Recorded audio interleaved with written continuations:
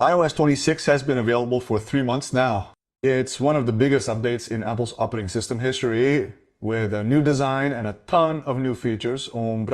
Today, Apple released iOS 26.2 Tafrof, the second major update since September. There are quite a few new features across all of Apple's operating systems, and today I'm going to show you the main ones. Even iOS 26 is on the way, but it also applies to iPadOS, watchOS, macOS, tvOS, and even visionOS. All of Apple's operating systems are getting new features tonight. The biggest new feature in iOS 26 was obviously Liquid Ice, a new visual identity and design that now unifies all of Apple's operating systems. There are people who found the Liquid Ice to be difficult to read or who didn't necessarily like it, and Apple introduced a new option with iOS 26.1 that made it much more opaque, but also much less pretty, in my opinion. And we're continuing in this direction with iOS 26.22, which brings a new option for the lock screen. Here we're mainly focusing on the display of their screen, which now has a new slider to make the Liquid Ice much more transparent or much more opaque.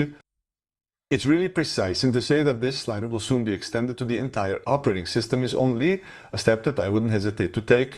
Have you ever set a reminder for a certain time, and when this reminder goes off, you completely forget about it because it gets lost in the flood of notifications you receive during the day?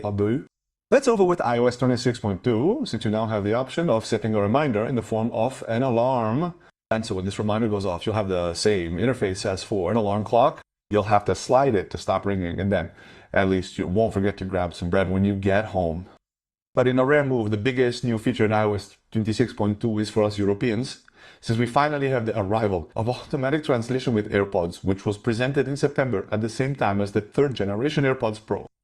As is often the case, it was delayed due to uncertainty regarding European regulations, but here it is. It's finally available here. It's a feature that's just crazy. I can't wait to try it out on my next trip abroad. By the way, if you're interested, let me know in the comments and I'll make a short video about it when I get the chance. By the way, as a reminder, it's not just compatible with AirPods Pro, it's also compatible with AirPods Pro 2 and AirPods 4 with active noise reduction und. Apple is also improving the sleep score that arrived with iOS 26 and watchOS 26. It's one of the best new features we've had in recent years. It allows you to have an objective view of how you slept at night without necessarily telling you how you should feel like you do with other competitors. And if you like wearing your Apple Watch to sleep, the rating is even more precise with OCs with iOS 26.2, since there are now 5 different categories. There's very low, low, medium, high, and very high. I see a lot of people using the flash alert feature on a daily basis, which is a function that, as its name suggests, allows you to activate the flash as soon as you receive notifications. In addition to using the iPhone's physical flash, you'll now be able to use the entire iPhone screen as a flash when you receive a notification. We're definitely going to love this on public transport. There are a ton of other features in iOS 26.22, such as automatic chaptering in the podcast app or a list of website exclusions in the password app. It's not just limited to the iPhone, because on macOS, for example, there's a feature that lets you use the extremely bright screen of the MacBook Pro as lighting for video calls, That's really well done. And if you use multitasking a lot on your iPad, you'll be happy because Slide Over is finally back, which for some reason disappeared with iOS 26. Several other major updates are expected in the iOS 26 cycle, including 26.3, which should enter beta very soon, but especially 26.4, which should arrive in the spring and which should bring major new features for Siri and Apple Intelligence. So subscribe if you don't want to miss any of that. In any case, I really hope you enjoyed this video.